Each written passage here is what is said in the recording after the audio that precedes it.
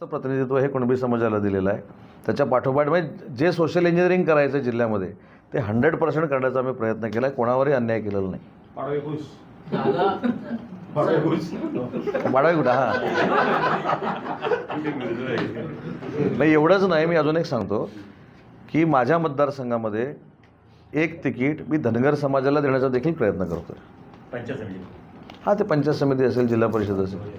म्हणजे थोडक्यात काय की ज्या सगळ्या समाजाने आमच्यावर प्रेम केलं, आम्हाला निवडून देतात, त्या प्रत्येक समाजाला न्याय दिला गेला पाहिजे ही भूमिका साहेबांची. आणि साहेबांनी ज्या इन्स्ट्रक्शन दिले त्याच्या म्हणजे तुम्ही यादी जेव्हा 56 याची वाचाल तर तुमच्या 100% लक्षात येईल की ज्या टक्केवारीनं आम्हाला मतदान समाज करतात त्या पद्धतीनं सोशल इंजिनिअरिंग आम्ही केलेलं आहे.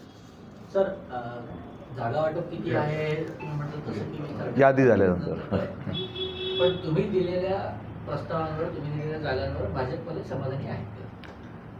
नाही, भाजपवाले म्हणजे भाजपचे पदाधिकारी समाधानी आहेत म्हणूनच युती झाली ना. हां, जागा वाटपावर. हां, आता युती होणारच नाही. आणि माझी चर्चा ही मी स्थानिक पदाधिकाऱ्यांशी देखील केलेली आहे, प्रदेशाध्यक्षांशी देखील केलेली आहे. आणि परवा रात्री त्यांचे सर्वोच्च नेते जे आहेत, राज्याचे मुख्यमंत्री देवेंद्रजी फडणवीस साहेब, त्यांच्याशी चर्चा झाल्यानंतर मी राणेसाहेबांची भेट घेतली आणि सिंधुदुर्गची देखील युती आमची फायनल झाली. आज रात्रीपर्यंत रायगडची देखील युती फायनल होईल. राष्ट्रवादी जिल्हाध्यक्ष बाबाजी जाधवांना विचारलं ते म्हणजे आम्हाला कोण विचारच देत नाही ती करायची. मग आता शेखर निकम सर माझ्याबरोबर होते, पालीला होते, ते पण राष्ट्रवादीचेच आहेत ना.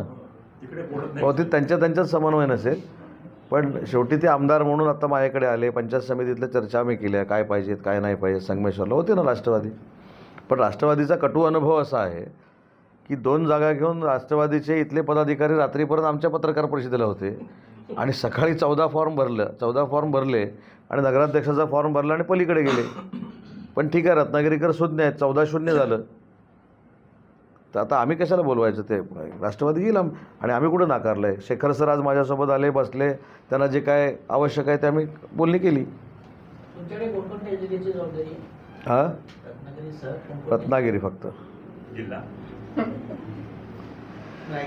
सिंधुदुर्गची शिष्टाई पण नाही झालं ना. सिंधुदुर्गला मी काल साहेबांच्या आणि देवेंद्रजींच्या सूचनेप्रमाणे राणेसाहेबांची भेट घेतली आणि तिथं देखील अतिशय चांगला फॉर्म्युला निघालेला आहे. आज रात्रीपर्यंत जाहीर होईल. केलं ना. रायगडमध्ये भाजप आणि राष्ट्रवादी सोबत असेल की फक्त भाजप सोबत असेल? थांबा, सगळंच एकदम नका ना माझ्याकडं. तुम्हाला उद्या पण पाहिजे ना रायगडला कशी युती झाली, काय झाली, किती जागा. जिल्हा परिषद निवडणुकीनंतर असं एकत्रित आता वाटलं की भाजप शिवसेना सोबळावरती जाईल. कुठं? जिल्हा परिषदला शिवसेना सोबळाची सत्ता मिळवेल जिल्ह्यात. मग अशा वेळेला मित्रपक्ष भाजपला पण सोबत सत्ता 100% घेणार. तर बघा, इथं पण तसं बघितलं तर 2/3 मेजॉरिटी शिवसेनेची होती. आमचे 23 नगरसेवक होते. इथंसुद्धा आम्ही काही करू शकलो असतो, पण शब्द दिलेला जो आहे ते पाळणं ही आमची खासियत आहे. म्हणून उपनगराध्यक्षपद समीर तिवरेकरांना दिलं ना. गुहागरमध्ये सुद्धा आमचे नगरसेवक जास्त होते. आम्ही निवडून येणार हे आम्हाला माहीत होतं, तरी आम्ही नगराध्यक्षपद BJPला दिलं. आम्ही कुठं चुकीचं नाही केलं. चिपळूणमध्ये सुद्धा उपनगराध्यक्ष आम्ही BJPचं केलं. जिल्हा परिषदेच्या 40पेक्षा अधिक जागा शिवसेनेला मिळतील का? 56च्या 56 जागा जिंकू आम्ही. त्या युतीच्या असतील. हां, मग तेच ना. युतीमध्ये आहोत ना आम्ही. भाजपला बाजूला टाकणार नाही म्हणूनच सांगितलं ना. मतासाठी त्यांना वापरायचं आणि मतदान झाल्यानंतर शेवटी मतं आहेतच ना काही त्यांची. प्रत्येक दोन्ही निवडणुकीला भाजपच्या लोक अतिशय हे असतात, आम्हाला जागा पाहिजे. रवींद्र चव्हाणांकडे गेल्यानंतर त्यांना एकच उत्तर मिळतं, सामंतांची जुळवून घ्या. सामंतांची जुळवून घ्या नाही, ग्राउंड रियालिटी रवींद्र चव्हाण साहेब बघतात. आज जिल्हा परिषदेमध्ये 56 जागा आहेत. त्या 56 जागापैकी एकही जागा ही भाजपाची नाही. बरोबर आहे की नाही? जे सगळे निवडून येणार आहेत ते भाजपाचे ॲड होणारे जिल्हा परिषदेचे सदस्य निवडून येणार आहेत. बरोबर आहे की नाही? आणि पंचायत समितीला आता 8 जागा आहेत. त्या जर 26-27 निवडून येणार असतील तर म्हणजे काय. आणि आम्ही तर जे सिटिंग आहेत त्यांना सांगू शकत नाही ना. सिटिंगमध्ये आम्ही बदलू, म्हणजे उद्या A असेल तर आम्ही B देऊ, पण क्लेम आमचंच असणार ना. एकंदरीत युतीचं यश मिळेल त्याच्यामध्ये भाजप तुमच्या एकंदरीत सोबत घेतल्या. भाजप आणि शिवसेनेचं एकत्र यश असेल. आपण म्हणजे त्याच्यातून एकंदरीत शिवसेना भाजप जिल्हा परिषद म्हणजे आपलं खातं खोलेल असं आता एकंदरीत जिल्ह्यातलं 100%. ओके. सांबरे साहेब पण इथे आहेत, उपनेते. तर आज पहिली यादी जिल्हा परिषदेची आणि पंचायत समितीची आम्ही जाहीर करतो आहे. त्याच्यामध्ये जिल्हा परिषद रत्नागिरी खेडशी जो भाग आहे, खेडशी जिल्हा परिषद, तिथे सौ हर्षदा भिकाजी गावडे. त्याच्यानंतर मुचरी जिल्हा परिषद जी आहे ती माधवीताई गीते. तुमच्या विधानसभा मतदारसंघात हां मग एक सांगतो. त्याच्यानंतर कसबा रचनाताई महाडिक. शिरगाव सौ श्रद्धा दीपक मोरे. पावस महेंद्रजी मांडवकर. खालगाव महेश म्हाप. गोळप नंदकुमार मुरकर. वेळणेश्वर नेत्रा ठाकूर. पडवे महेश नाटेकर.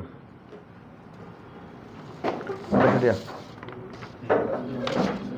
हे जिल्ह्यातली पहिली यादी आहे. राजापूर लांजा पण आज फायनल होईल. त्याच्यानंतर चिपळूणचे काही आम्ही जाहीर करू. योगेशजी तिकडचे खेडचे जाहीर करतील. हातखंबा पंचायत समिती विद्याविलास बोंबले.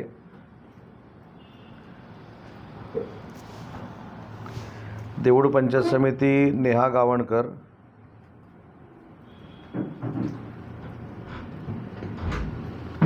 केळे पंचायत समिती सुमेश आंबेकर.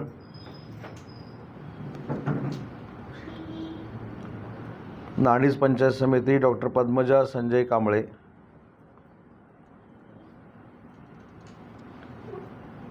आणि साखरथर परेश सावंत.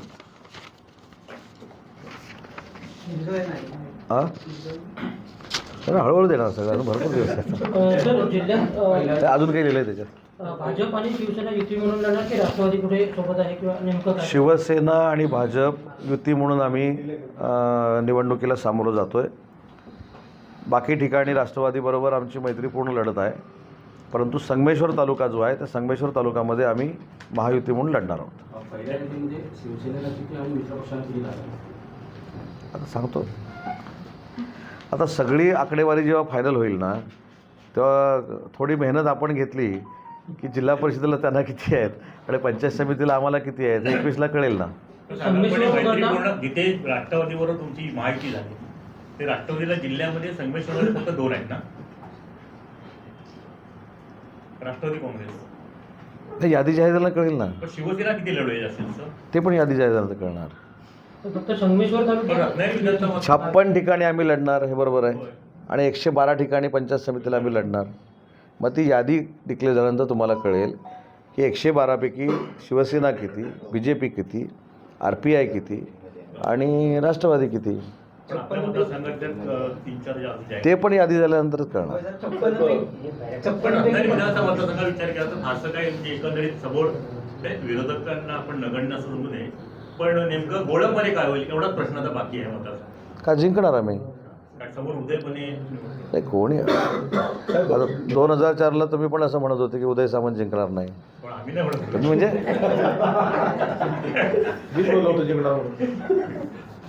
पत्रकार बनून मानणार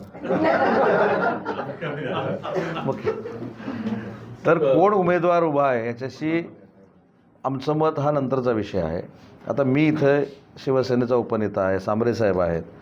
ठीक आहे ना, आम्ही सगळे मिळून बलाढ्य शक्तीशी लढू ना आम्ही. 56 पैकी 45 जागा शिवसेना लढवणार जिल्ह्यात. यादी जाहीर झाल्यानंतर कळेल ना. तर आता आपण म्हणाला काही ठिकाणी राष्ट्रवादी मैत्रीपूर्ण लढत होईल म्हणून, पण नगर परिषदेचा जर विषय घेतला राष्ट्रवादी ही अचानकपणे बाहेर गेली, तुम्ही स्वतंत्र लढली होती, तसा कुठे फटका कसा बसणार होऊ शकतो? हे बघा, ज्या पक्षांशी आम्ही चर्चा करतोय त्या पक्षांना सन्मानपूर्वक जागा देण्याचा आम्ही प्रयत्न करतोय. त्याच्यातनं त्यांना बाजूला जायचं असेल तर तिथं आहेत ना, सगळीकडे शिवसेना भाजपचे उमेदवार आहेत. आणि तुम्ही नगरपालिकांमध्ये बघितलं, राजापूरची एक जागा जर 170 मताची सोडली तर 99% रिझल्ट आहे. 87 नगरसेवक हे शिवसेनेचे आणि 27 नगरसेवक हे BJPचे निवडून आलेत. त्याच्यामुळे भविष्यातला विधान परिषदेचा उमेदवार देखील ही जिल्हा परिषद पंचायत समिती झाल्यानंतर रत्नागिरी आणि सिंधुदुर्ग जिल्हा ठरवणार. बरोबर रायगड शिवसेना भाजप आमच्या साथीला असणार. त्याच्यामुळे उमेदवार नाहीत म्हणून युती याच्यातला भाग नाही. हे अंडरस्टँडिंग आहे वरच्या नेत्यांनी केलेलं. विधानसभा 10च्या 10 जागा सेना लढवणार आपण. यादी झाल्यानंतर कळेल ना. त्याच्या दोघांना सिक्युरिटी वगैरे करणार. सगळं गुलदस्त आहे. ते पण यादी झाल्यानंतर कळेल. आणि शिवसेनेवर देखील जनतेने विश्वास दाखवलेला मतांचा टक्का तिथे माहितीचा वाढलेला दिसतो. नाही, मला माझ्या माहितीप्रमाणे तिथं आमची एक जागा पण आम्ही जिंकलो. वनिता नरवणकर म्हणून, किंवा नरवणकर साहेबांची मिसेस तिथे जिंकली असं माझ्याकडे ते पेट्रोल पंपवाले करतात. तर ते जिंकलेले आहेत. पण टक्का सगळीकडेच वाढला आहे. तुम्ही जर बघितलं तर जवळजवळ 3-3.25 लाख मतं ही शिवसेनेला पडलेली आहेत. आणि मनसेचा आधार घेऊन मनसेची मतं कमी करून UBTला मतं वाढलेली आहेत. हे आता माझ्यापेक्षा तुम्हाला सगळ्यांना माहिती आहे. संभाजीनगरमध्ये ज्या यांच्यावरून टीका झाली होती रशीद मामू मामू ते निवडून आले आणि त्यावरून देखील आता चर्चा. नाही, त्याच्यामध्ये नाविन्यपूर्ण काहीच नव्हतं. जो छत्रपती संभाजीनगर हे नाव होऊ नये यासाठी प्रयत्न करत होता, त्या रशीद मामूला कुणी घेतलं? UBTनं घेतलं. कुठं घेतलं? तर त्या मुस्लिम बहुल भागामध्ये घेतलं. त्याला तिकीट दिलं आणि तो निवडून आला. त्याच्यामुळं मी हेच सांगतो की खऱ्या अर्थानं UBTची भूमिका आज महाराष्ट्रासमोर स्पष्ट झाली की वंदनीय बाळासाहेबांची जी इच्छा होती, जे स्वप्न होतं, कारण औरंगाबादला बाळासाहेबांनी कधीही औरंगाबाद म्हटलं नव्हतं, छत्रपती संभाजीनगर म्हटलं होतं. ते स्वप्न एकनाथ शिंदेसाहेब पूर्ण करत असताना ज्या रशीद मामूनं औरंगाबाद नाव बदलू नये म्हणून आंदोलन केलं, टीका केली, त्यालाच UBTनं तिकीट दिलं, निवडून आणलं. म्हणजे निवडून आलं त्यांच्या मतावर. आता ह्याच्यामध्ये कोणाचं दुर्दैव आहे, कोणाचं सुदैव आहे, प्रत्येकाने ठरवलं पाहिजे. या निवडणुकीमध्ये सर 95 MIMचे उमेदवार निवडून आले. मुंबईत सुद्धा ते 7 ते 8 आले. की भविष्यात काय म्हणायचं आहे? नाही, बघा, कोणी कोणाला मतदान करावं हा एक लोकशाहीतला भाग आहे. मी त्याच्यामध्ये जाणार नाही. पण ह्याच्यातनं बोध अनेकांनी घेतला पाहिजे ना. अनेकांनी घेतला पाहिजे. सर, कालच्या निकालानंतर नितेश राणेने एक व्हिडिओ व्हायरल केला. त्यानंतर फडणवीसांनी जिंकण्याचा आनंद व्यक्त केला पाहिजे, पण कोणाला उन्माद वाटेल असा जल्लोष करू नका असं त्यांना म्हणजे कानमंत्र दिलं आहे. यावर काय आपलं? आता देवेंद्रजींनी त्यांना कानमंत्र दिला असं तुम्ही म्हणताय, बरोबर आहे की नाही? मग तो कानमंत्र कोणाला दिलेला आहे हे देवेंद्रजी फडणवीस साहेबांना विचारलं पाहिजे. पण पूर्वीपासूनची प्रथा आहे, परंपरा आहे, संस्कृती आहे की निवडून आल्यानंतर जल्लोष करावा, पण समोरचा दुखवणार नाही अशा पद्धतीचा जल्लोष करावा. आणि हे मी का सांगू शकतो ते इथल्या सगळ्या पत्रकारांना माहिती आहे की ज्यावेळी मी निवडून आलो त्यावेळी पडलेल्या उमेदवाराच्या समोर फटाके देखील वाजवायचे नाहीत, त्याच्या घरासमोर फटाके वाजवायचे नाहीत. हे मी संस्कृती गेली 5 टर्मला वापरलेली आहे, भविष्यात पण तशीच वापरणार. त्याच्यामुळे देवेंद्रजींनी सांगितलेलं बरोबर आहे की जिंकल्यानंतर अशा पद्धतीचं वागू नये कोणी. देवेंद्रजी असंही म्हणाले की 16 तारखेला कोणाच्या घरी चहा प्यायला जाईल, त्यातनं काय वडिलांना आवडतं काय? नाही, काय नाही तसं. मी 16 तारखेनंतर म्हणजे 7 तारखेनंतर आता मी बिझी आहे म्हणून कोणाच्याही घरी मी खिचडी खायला जाईन, त्याच्यात काय. कालच्या निवडणुकीमध्ये म्हणजे तुम्ही सांगा तेव्हा सुरू करू. काल महाराष्ट्रातल्या 29 महानगरपालिकांच्या निवडणुका आणि त्याचे निकाल आपल्या सगळ्यांच्या समोर आलेले आहेत. मी शिवसेना पक्षाच्या तर्फे आणि विशेषतः माननीय मुख्य नेते एकनाथ शिंदे साहेबांच्या तर्फे महाराष्ट्रातल्या महानगरांमध्ये जे मतदार आहेत त्यांचे मनःपूर्वक आभार मानतो.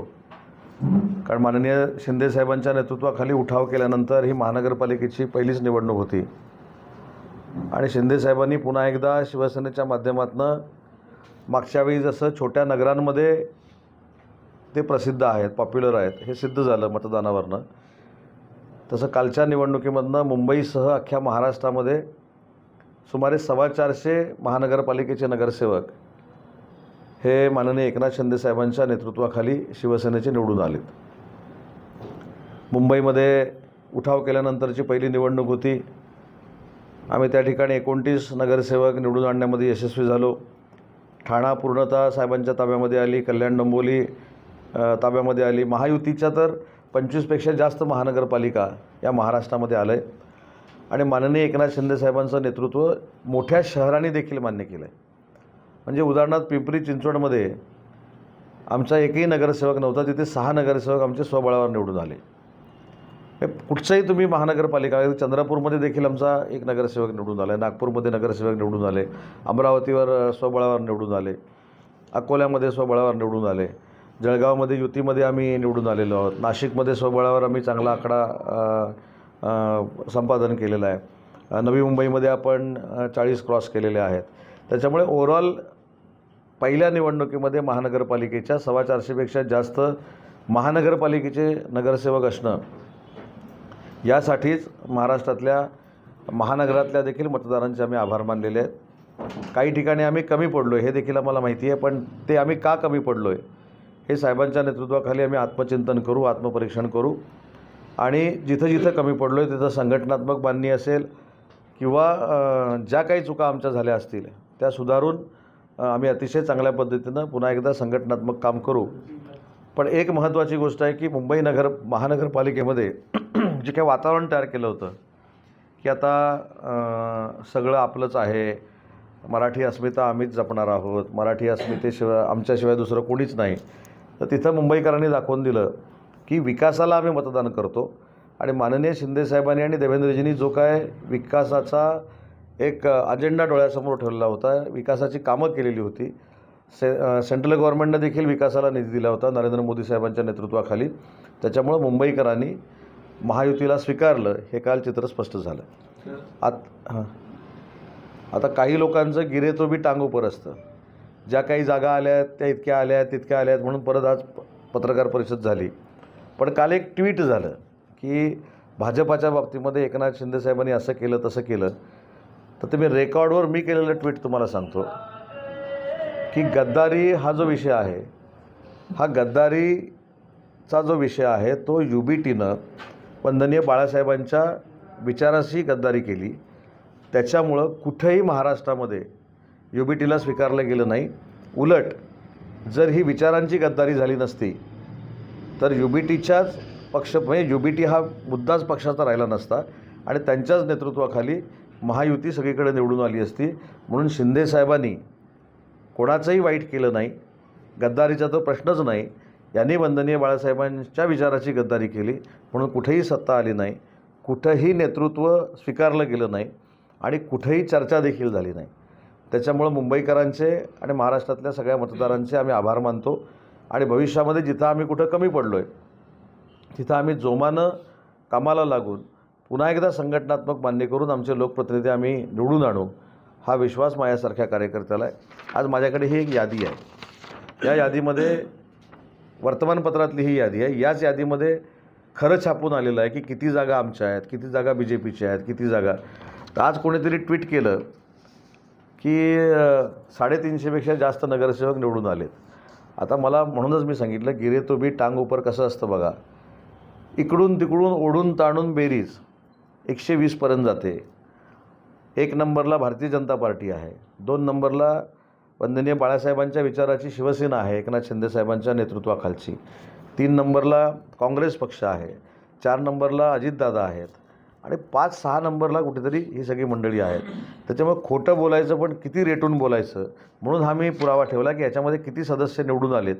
हे आम्ही छापलेलं नाही तर संपादकांनी छापलेलं आहे वर्तमानपत्रामध्ये. त्याच्यामुळे आम्ही 425पर्यंत नगरसेवक निवडून आणू शकलो आणि आमच्यावर जो विश्वास टाकला आहे महानगरांमध्ये, शिंदेसाहेबांवर जो विश्वास टाकलेला आहे त्याबद्दल मी मनापासून आभार मानतो. नाही, याच्यामध्ये माननीय शिंदेसाहेब देवेंद्रजी निर्णय घेतील, परंतु महायुतीचाच महापौर होणार हे निश्चित झालं आहे. आता यावेळी पहिल्यांदा असं झालं की महापौर पदाचं आरक्षण न पडता निवडणुका जाहीर झालेल्या आहेत, म्हणजे झालेल्या आहेत आरक्षणाविना यावेळी. पण ते महापौर करताना आरक्षण टाकावंच लागेल ना. आरक्षण नसेल तर महापौर बसूच शकत नाही. सुरुवातीला त्याच्यामुळे ती प्रोसेस नाही. ठीक आहे ना, असं होऊ शकतं. नाही, असं काही नाही, असं काही नाही. अनेक वेळा असं झालेलं आहे. त्याच्यामुळं आरक्षण झाल्यानंतरच महापौर बसेल. दुसरं जो मनसेचा मोठा विजय ही चेष्टा उद्धव ठाकरेंनी मनसेचा वापर केला. अजून किती दिवस तुम्ही इतरांना जिंकून देणार? भाजपचे संतोष धुरे यांनी राज ठाकरेंना सवाल केलेला आहे. तुम्हाला सगळ्यांना आठवत असेल की मी पहिल्यांदा असं बोलणार होतो की या महानगरपालिकेच्या निवडणुकामध्ये सगळ्यात जास्त फटका जो बसेल तो मनसेला बसेल. कारण मनसे ज्या उद्देशानं 80 ते 90 जागा आम्ही जिंकणार आणि आम्हाला त्या मिळणार. येऊ चला सामने साहेब या महेंद्र बसा ना. तर त्या जागा मनसेला मिळणार अशा पद्धतीने एक चित्र निर्माण करण्यात आलं होतं आणि मनसेला ॲक्च्युली 52 जागा मिळाल्या आणि त्यातल्या 6 जागा निवडून आल्या. त्याच्यामुळे सगळ्यात डॅमेज होणारा पक्ष जर महाराष्ट्रातला कुठचा आहे तर तो मनसे आहे. पण मनसेची मताची जी गॅप होती ही सगळी पूर्वीची मनसेनं युबीटीला ट्रान्सफर करून भरून काढली आणि मनसेच्या जीवावर आज युबीटी पुन्हा एकदा छाती फुलून आमच्यासमोर उभी आहे.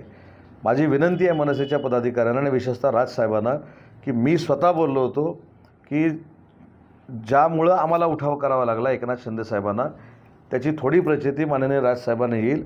आणि आज मनसेचे सगळे जे आमचे मित्र मनसेमध्ये आहेत ते असंच सांगतायत की मनसेचा पूर्वी पडलेल्या मतांच्या गॅपचा उपयोग युबीटीनं करून घेतला, स्वतः निवडून आले आणि आमच्या उमेदवारांचा प्रचार देखील युबीटीनं केला नाही.